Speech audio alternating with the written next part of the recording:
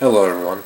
Today we're going to be looking at one of the most anticipated Transformers animated figures, and that is the Voyager class Grimlock figure. This is the first real Grimlock figure since Generation 1, which really just is a great homage to the original counterpart, while the Energon version was very lacking in far as the likeliness to the Generation 1 toy. So let's go ahead and check them out. Alright, so now we have Grimlock in his T-Rex mode. Now as you can see, it is very reminiscent of the Generation 1 and animated show versions, just that this one has a more up-to-date version of a T-Rex's stance and is exactly like the TV show version. He is a Voyager class figure, so he's going to be bigger in T-Rex mode. And first thing you probably notice is that the colors are just like the Generation 1 version. And he has a neat little feature on the back of his neck. He has this little button that when you press it, opens his mouth and releases it and closes it automatically. So you can make him talk or do whatever you want. Hey, Grimlock, want to munch special? So it's a very nifty little feature. Other than that, he really doesn't have anything else. In this mode, he cannot store his weapon, which I pretty much expected, but it would have been a little bit nice to have that be able to store somewhere, maybe in this massive cavity on the underside of it. But oh well. He's no posability in his T-Rex arms though. It'd been kind of cool to have some joints in his elbows and fingers, but I guess they're a little too small for that. Now, just based on the T-Rex mode here, I can absolutely recommend them. And just by pictures alone, I would say if you only really go with one Dinobot, just based on the dinosaur modes, you'd probably want to go with this one because it is the biggest out of the three that we have for this TV show. Now, to start the transformation, which is unbelievably reminiscent of the G1 counterpart, you'd want to grab the back sections here. Well, first you want to split the tail end. Forgot about that part. And then pull and extend the legs here.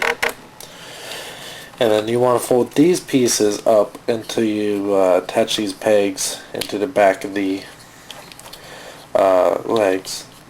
Which, this one is pretty tight. So once I do get that in there, it will not go anywhere. While on this one, it goes in loosely and it comes out very easily. So that could be a problem with some other people's Grimlocks. And just move the tail pieces off this side, and get the bow-legged stance there, and the legs are done. Now we're just gonna take this entire section back and then just position it just right so you can get that little peg into this hole here. Forgot another thing. You want to push up the chest so you can actually reach it. Like that. And just separate this part, and then you can just rotate up the head.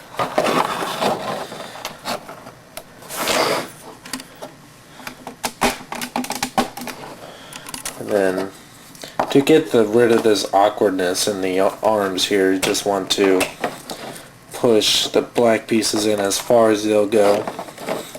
But if you press too hard, it may snap pieces on the inside.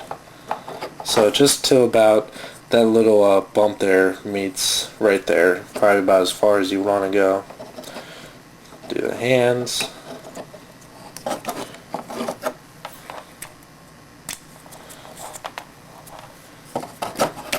And there you go. here's Grimlock in robot mode.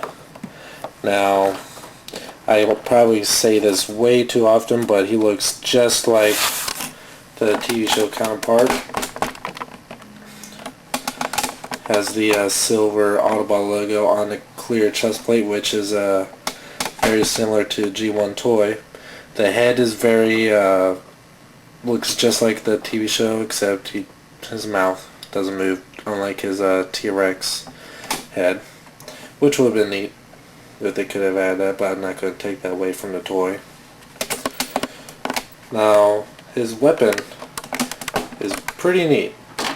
Once you're ready to use it, just make sure you can put it in either hand, but to actually activate the gimmick for the weapon, you have to put it in his right hand. So you want to put it all the way in, grasp it. The flames don't come out. What you have to do is you have to twist the hand to a certain point, about till you get to about there. You hear that click, and that's what activates the flames, which looks really neat in itself.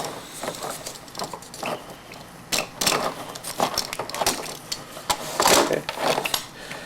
Now the only problem I have with this figure is its size.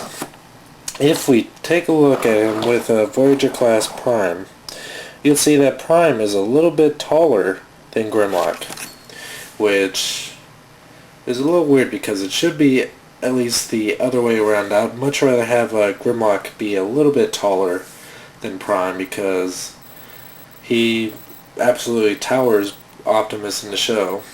So that's a little thing that they could have dealt with somehow. They gave Bulkhead a leader class version.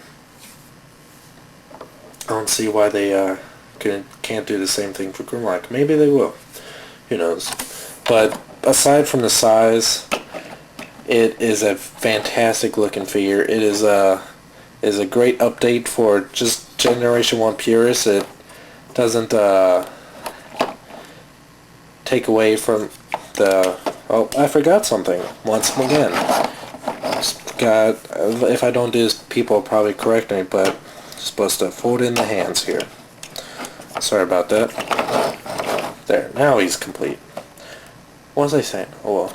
But this is a great toy for Generation 1 peers and new fans for Transformers that are just watching it along with anime, because I saw a little kid at BotCon that went absolutely apeshit over this figure because he likes Grimlock.